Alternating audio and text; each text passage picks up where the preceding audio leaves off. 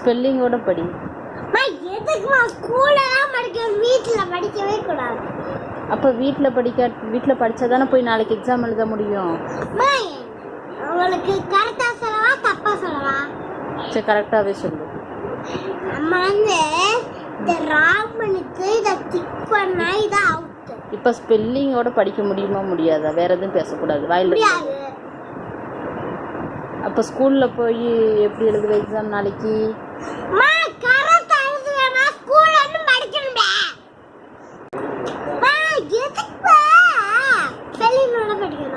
அப்போ தானே தெரியும். அப்போ பேர்ட்ஸுக்கு ஸ்பெல்லிங் சொல்லு எனக்கு பார்ப்போம்.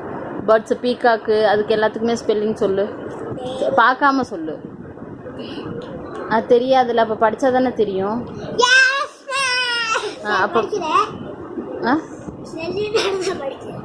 ஸ்பெல்லிங்கோட சரி படி.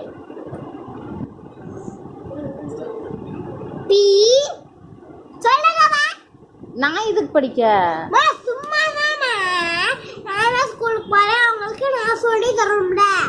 எனக்கு நீ சொல்லி தரணுமா?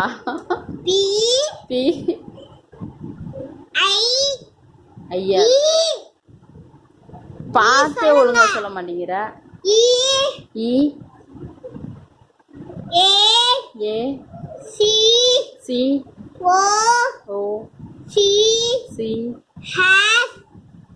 ஹைச்சா? அது ஹைச்சா? அது ஹைச்சா? நல்லா பாரு.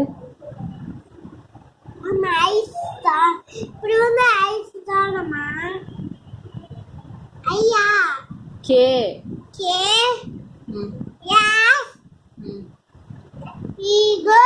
அது ஈகிளா? அந்த பேர்டை பார்த்தாச்சு சொல்லு. ஈகிள்ன்ற பட்டர்ஃப்ளைவா? தெரியாது சொன்னா தெரியாது. பீகாக்கு. பீகாக். சரி, இப்போ எதுக்கு எனக்கு எதுக்கு சொல்லி கொடுக்குற? இது உங்களுக்கு தெரியும்னா இது எனக்கு சொல்லி தரணும், ஓகேவா? இது வந்து அவங்களுக்கு தெரியும்னா இது எனக்கு சொல்லி தரணும், ஓகேவா? இது வந்து இப்போ நீ எனக்கு எதுவுமே வேண்டாம், ஸ்பெல்லிங்கோட படி, அவ்வளோதான்.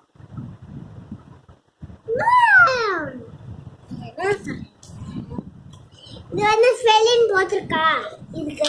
ஆமா, ஸ்பெல்லிங்கோட தானே எல்லாத்துக்கும் இருக்கு. இதுக்கு மேல spelling போட்டுருக்கா? ஸ்பெல்லிங்னு போட்டுருக்காது.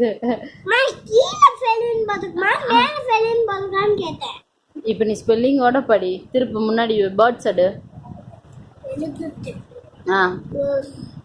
Peacock, bat, eagle. Spelling நோனா அப்புறம் எப்படி நாளைக்கு வந்து எக்ஸாம்ல எழுதுவ? என்ன சொல்றேன்னா, இப்போ நீ எனக்கு கிளாஸ் எடுக்க வேண்டாம், சரியா?